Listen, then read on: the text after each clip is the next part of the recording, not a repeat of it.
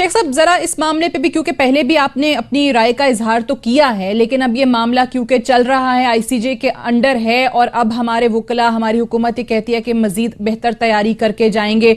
ये मामला आपको कहां जाता दिखाई दे रहा है कुलभूषण यादव वाला, जिसमें पहले कहा गया कि जी ना तजुर्बाकार वकील भेज दिया, तैयारी नहीं थी, लेकिन अब वाकई जो दावा है तैयारी करके जाएंगे उस पर पूरा उतरेंगे?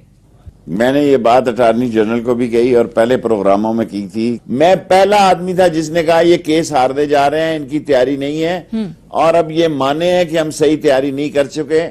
और ये जो पार्लिमानी लीडर्स हैं, इनको आप अपोजिशन का नाम ना दें, सॉरी। ये सारी गवर्नमेंट के, ये एक ऐसी कमेटी बनी है जो हसास मसलों पर अपोजिशन और सरकार के तौर पर नहीं सोचती, पाकिस्तान के तौर पर सोचती है। पहली दफा फजलुर रहमान ने भी उनको कहा कि आपने तैयारी करके आपको जाना चाहिए था। बात इन्होंने खुद बिगाड़ी है और इनको खुद ठीक करनी पड़ेगी। मलबे इतने पड़ रहे हैं इनके ऊपर, हर मलबे के बाद एक मलबा पड़ रहा है, हर मलबे के बाद एक मलबा पड़ रहा है, हर मलबे के बाद एक मलबा पड़ रहा है। और इनकी जो एक साख है कि इस मुल्क का सानिया ये है कि इस मुल्क में गैर मकबूल हुकूमत हो गई है जिस पे शदीद इल्जामात हैं। इसीलिए सऊदी अरब भी जाते हैं तो लोग बड़े मद्दब से भी इसकी तस्वीर नहीं देख सकते कि किधर हैं ये। स्टैंडर्ड सेट करें कि साल में मैक्सिमम आप पीएसएल और एक और लीग अलाउ करें, बस दैट्स इट। उसके अलावा आप क्यों दे रहे हैं एनओसीज? क्या हमारे प्लेयर्स को मतलब इतना कम पैसा मिल रहा है, क्या पैसा नहीं कमा रहे हैं कि जिसकी वजह से हर लीग में आप मुंह उठा के चले जा रहे हैं? देखें, इंडिया ने ये पॉलिसी की और आज उनकी क्रिकेट आपके सामने है। इंडियन क्रिकेट में तो बहुत पैसा है, हमारे पास तो हमें भी तो सेट करना पड़ेगा ना बल्टी, ये चीजें हमें भी तो ट्रेंड सेट करना। आज इंडिया देख लेना, हमने बांग्लादेश को मतलब जिस तरह से लास्ट ओवर में आके हराया, आज इंडिया ने तो साफ कर दिया इनको, बिल्कुल मतलब खड़े नहीं होने दिया उनको इंडिया ने। नहीं, लेकिन 240 रन से कतरा कतरा दरिया बनता है, वैसे ही कचरा कचरा पहाड़ बनता है। और यहाँ पाकिस्तान में, thank you for the line Mubashir, और यहाँ पाकिस्तान में हम अक्सर हो रहे होते हैं कि यार इतना कचरा है, इतना कचरा है, कौन उठाएगा? ठीक है, लेकिन और अभी आप विजुअल्स भी देख सकते हैं, अगर आप सन 2015 में मुंबई शहर के वर्सोवा बीच को देखते, आप चेक करें इनके विजुअल्स, ठीक है, यहां पर प्लास्टिक, सीमेंट की बोरियां, बोतलें, कपड़े, जूते, पैम्पर, हर एक चीज, मतलब आप देख रहे हैं कि आपको रेत नहीं नजर आ रही, आपको सिर्फ कचरा ही नजर आ रहा है। हमारा सीवीयू भी सर हमारा नहीं सर, हमारा सीवीयू भी आती थी तो लहर में भी कचरा आता था, पैम्पर आ रहे होते थे, ठीक है। तो लोग आते थे, देखते थे, कोसते थे, गालियां देते थे और फिर एक और जूस का डब्बा फेंक के चले जाते थे, जैसे हमारे देसी कौम की आदतें हैं, आपको पता है। लेकिन फिर एक साहब आए, अफरोज शाह, तो उन्होंने कहा कि यार बहुत हो गया है, ये मतलब मेरे से अब बर्दाश्त नहीं हो रहा। और वो अपने एक नेबर को लाए, 84 ईयर्स ओल्ड, हरबंश मथूर, जिनकी पिछले साल वो फौत हो गए हैं। उन्होंने कहा कि यार बस बहुत हो गया है, ये जो 2.5 किलोमीटर की बीच है ना, इसको मैंने खुद ही साफ करना है। पहले लोगों ने कहा कि तू पागल है, ठीक है, लेकिन कितना एक उठा लेगा। हाँ, लेकिन फिर कुछ और पागल लोग भी मिल गए। अच्छा। और वॉलंटियर्स आते रहे। अब अगर आप उस बीच को देखें तो अब तकरीबन 300, 400, 500 वॉलंटियर हर रोज हो जाते हैं। हाँ। अभी उन्होंने कंप्लीट किया है और आपको पता है कि एक दिन में ये मेरे ख्याल पिछले इतवार की बात है कि 300 वॉलंटियर्स के साथ 40,000 किलोग्राम, ये देख रहे हैं आप सामने इसके, 40,000 किलोग्राम कचरे का यहां से उठाया है। और 86 वीक्स लगे हैं इन्हें ये पूरा काम करने में। 5.4 मिलियन किलोग्राम कचरे का यहां से उठाया, 5,000 टन कचरा सिर्फ रज़ाकारों ने। तो ये यहां पर हुआ है। अच्छा, पिछले साल दिसंबर में यूनाइटेड नेशंस की जो एनवायरनमेंट प्रोग्राम है, उसने कहा है कि ये दुनिया की तारीख का सबसे बड़ा बीच क्लीन अप ऑपरेशन था। इनको अवार्ड भी दिया है, अफरोज शाह को champion of the earth award, जो पहले इंडियन है जिसको ये अवार्ड मिला है। अच्छा, मोदी, वजीर आजम मोदी के भी वीकली एक रेडियो शो होता है, उसने भी इनको मन की बात, उनको इसको भी सैल्यूट किया है। और जो यूएनईपी, यूनाइटेड नेशंस प्रोग्राम के हेड है, उन्होंने कहा कि यार अगर 1,500 लोग ये काम कर सकते हैं तो आप सोचें कि 1.3 बिलियन लोग जो पूरी भारत की पॉपुलेशन है, वो कितना काम कर सकते हैं। ये कि हम दुश्मन की वैसे चीजों को तो वो करते हैं, जो अच्छी चीजें हैं कम से कम हमें नहीं तो उन्हें सर रेप्लिकेट सीखना चाहिए, बिल्कुल सीखना चाहिए। बिल्कुल मुझे लोग कह रहे होते हैं हाँ। यार, आप लोग कहते हैं ना कि कॉल करते हैं लोग कि जी हुकूमत ने कुछ नहीं किया, उन्होंने कहा आपने कुछ किया है। हाँ। तो ये मैं मिसालें हमेशा हैं, कहता ये हूं कि मिसालें खुदा हैं। के और बजट के अंदर बहुत खराबियां हैं। उसके बाद जो सेनेट में जो रजा रब्बानी साहब ने इशू रेज किया हुआ है कि जनाब वो जो बेइज्जती सऊदी अरेबिया से अपनी नहीं इस मुल्क की करवा के आए हुए हैं प्राइम मिनिस्टर, किसी ना किसी को उसका जवाब देना है गवर्नमेंट को। अभी तक हम इंतज़ार कर रहे हैं कि जवाब दें कि वो तकरीर क्यों नहीं की गई, क्यों नहीं हो सकी, और हमारी जो वहाँ पे बेइज्जती हुई, स्नब किया गया, हमें मुख्तलिफ पूरी दुनिया में मजाक उड़ाया, किसी ना किसी उसको जवाब देना। तो रजा रब्बानी ने आज बड़ा सख्त उस पर वो जो किया है, ये पार्लियामेंट में हो रहा है। पिंग पोंग बॉल बनाई हुई है इन्होंने। बहुत सारे ऐसे हमारे देखने वाले होंगे जिनको शहरी में बिजली नसीब नहीं हुई होगी, और स्पेशली कराची वालों के लिए तो यह बात बिल्कुल जो है वो सादर आती है। जिस तरीके से बिजली का बहरान आगे बढ़ रहा है, उसके ऊपर वो दावा बड़ा अजीब सा लगता है कि सिर्फ और सिर्फ 4000, 6000, 7000 के करीब शॉर्टफॉल है। अब ये बात एनटीटीसी ने भी कह दी, और एनटीटीसी ने तमाम वो दावे जो वजारत पानी और बिजली करती है उसकी कलई खोल के रख दी है। अनिका, ये तो पहले की बात है, लेकिन गुज़श्ता 1.5 हफ्तों से जो वजारत पानी, उन्होंने खुद एक अजम्पशन की बुनियाद के ऊपर एक डिमांड शेयर करते हैं ताकि शॉर्टफॉल कम रहे।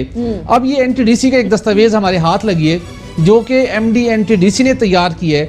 उसके अंदर वाज़े तौर पर लिखा हुआ है कि पाकिस्तान के अंदर इस वक्त जो लेटेस्ट बिजली की डिमांड है वो 20,000 नहीं बल्कि 24,457 मेगावाट है। ये उनकी एनटीडीसी, ये वो इदारा है जो मुल्क भर के अंदर बिजली की जो डिमांड और जनरेशन को जो सारा निजाम है उसको डायरेक्टली हैंडल करता है एनटीडीसी। यानी तकरीबन 5000 उससे ऊपर जो कि ख्वाजा आसिफ साहब कह रहे हैं कि डिमांड है। एग्जैक्टली। तो उस तनासुब से देखा जाए तो मुल्क में बिजली का शॉर्टफॉल 4000 मेगावाट बिल्कुल नहीं है। मुल्क में बिजली का शॉर्टफॉल 8000 मेगावाट से ज्यादा है आज भी। यही वजह है कि खैबर पख्तूनख्वा के अंदर लोग सड़कों पर हैं।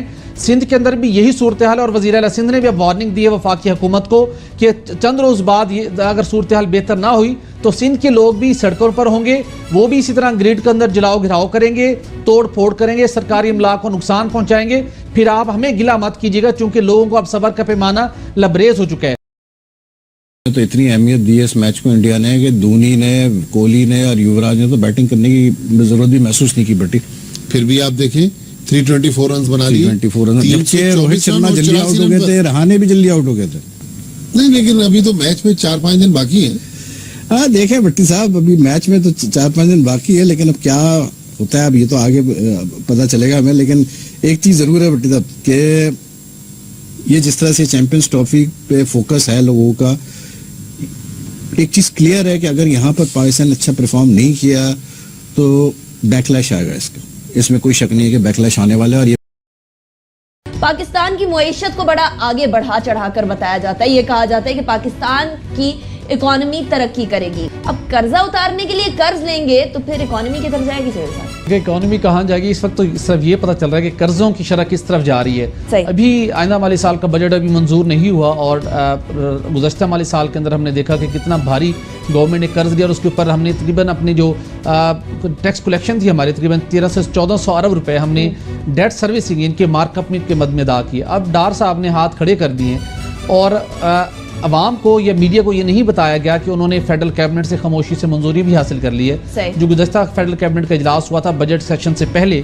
उसके अंदर उन्होंने वफाकी काबीना से जब जाकर उन्हें पूरी इकोनॉमी की सूरत हाल बताई। उन्होंने बताया उनको कि आइंदा माली साल के अंदर तकरीबन $1.4 बिलियन की हमने डेट सर्विसिंग और जो माजी में 2007 के अंदर कर्ज लिया गया था यूरो बॉन्ड के नाम के ऊपर, वो अदा करने, और पैसे हमारे पास नहीं हैं। तो उसके लिए उन्होंने एक तजवीज़ दी वफाकी काबीना को कि इसके बाद एक ही वक्त सोल्यूशन है कि हमें फौरी तौर के ऊपर $1 बिलियन हमें एक फॉरेन लोन चाहिए। तो वहाँ पर उनकी तजवीज़ के मुताबिक चीन का जो बैंक है, चाइना डेवलपमेंट बैंक, उनसे कहा गया कि उनसे कुछ बातचीत की गई है और उनकी जानिब से ग्रीन सिग्नल मिला है, आप हमें इजाज़त दीजिए वहाँ से हमें $1 अरब कर्ज लेके तो हमने अदा करना है मुख्तलिफ इदारों को, जिसके अंदर खुसूसी तौर के ऊपर $700 मिलियन का यूरो बॉन्ड है जो कि 2007 में लिए गए थे, उसकी अदायगी भी करनी है, और उसके अलावा दीगर कर्जों के मार्कअप के मद में भी अदा होना है।